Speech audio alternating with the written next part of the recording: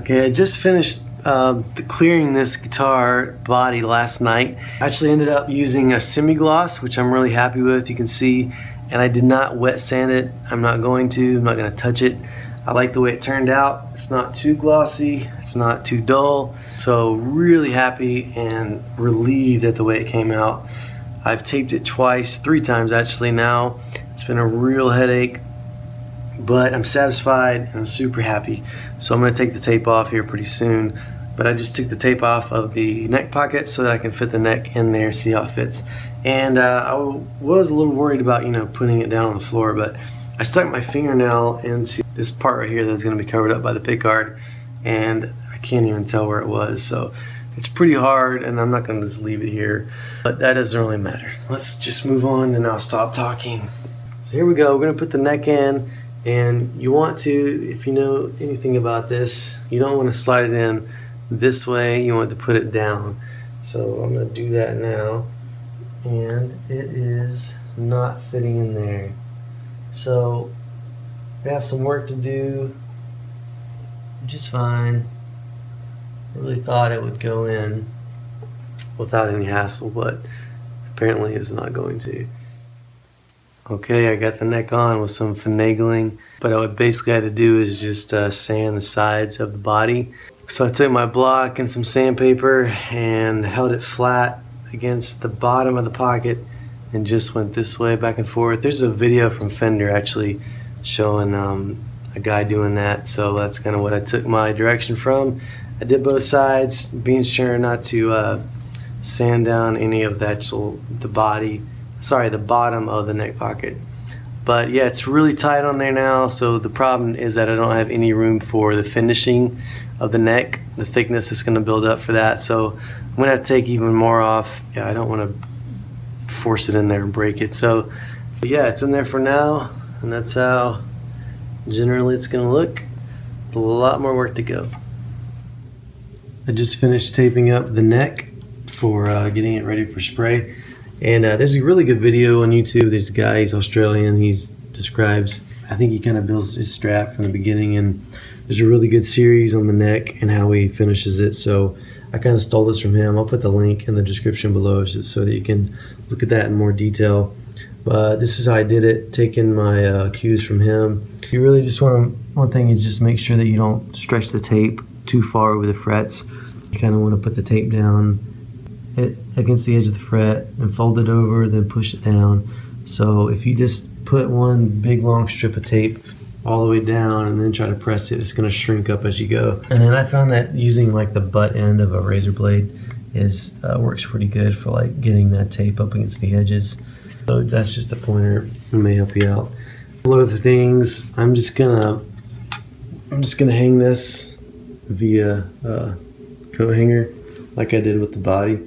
So that's my method for hanging it up so that I can get all sides and just save a little bit of time. I also went, based on that video I just told you about, I went around the edges with 320 grit paper just to kind of knock down the sharp edges. This neck again is from Musikraft, and it did come with fairly sharp edges, which is good, nice and fresh. And if you're building something brand new, that's good. But a couple of reasons I wanted to knock them down so that the lacquer and the clear and everything could stick to the edges. Now granted, this is going to be a relic, and so I'm going to strip some of that off, or rough up the edges once the lacquer is on there and dried. But the starting point, and then again, because it is relic, it should probably have softer edges just to give it a more worn in look. And then on the back, I'm going to do the old tea and vinegar trick on the main part of the neck here. And so what I did, with this tape on the edges, I just kind of put my hand where it would fit naturally, like so, and I just took a couple of strips of tape and with one hand did kind of this general shape, and then with the other just kind of put those down. At first I put my hand here and then taped from where my hand was to there. And then I was like, wait a second. So make sure that, if you do something in this sort of degree, that, you just keep that in mind, that wherever the tape is where the edge is, where you're going to have the lacquer and the amber, however you do it. And then it's kind of the same thing down here. Just kind of put my hand in a general area, 12th fret. It's kind of buried under there, but it's right about there. So, and then the transition of the neck is close thereafter. I didn't want it all the way down, and I didn't really want straight lines.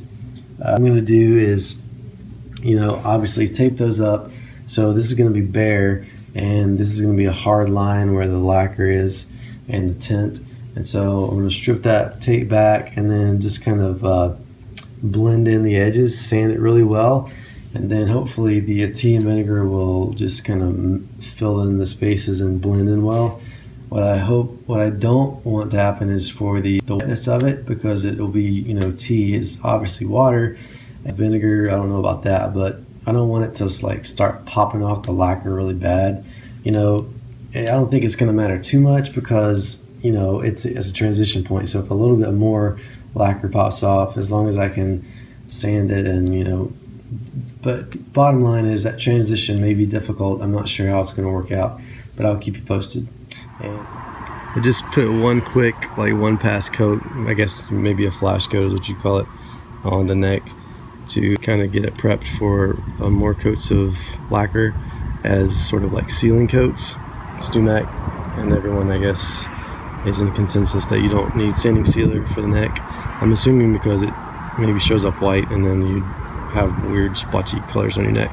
But anyways, the plan is to put down 2 coats of clear lacquer as kind of a sealer for the color to go after it. So the interestingly enough, the lacquer is sort of already colored the wood, made it a little bit darker, so that's cool, I guess, because I'm going for a vintage sort of amber look. But that's the first sort of light coat. All right, here's a quick update. I've sprayed the vintage amber tint on the neck. The clear actually darkened it up a little bit more than I expected. And I know this isn't the best lighting, but here's my Jazzmaster over there, and there's my telly.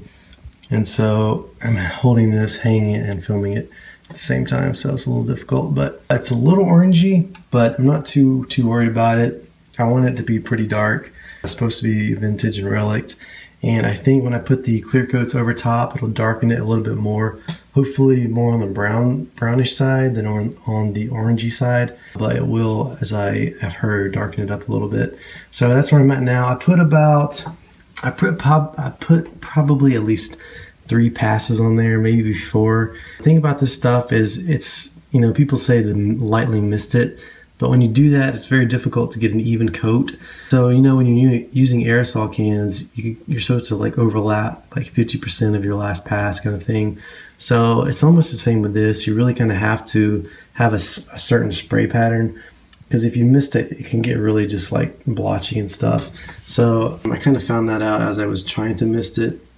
It just wasn't going on like I wanted it to. So I'm pretty happy with it. Like I said, it could be a bit orangey, but I kind of knew that was the way it could go. And with the Stumac stuff in the can, you don't really have the option of mixing your own browns and oranges and whatever dyes. So there's that. I'll get better pictures. My arm's getting tired holding it here. So, but that's that for now. This is totally off the subject, totally.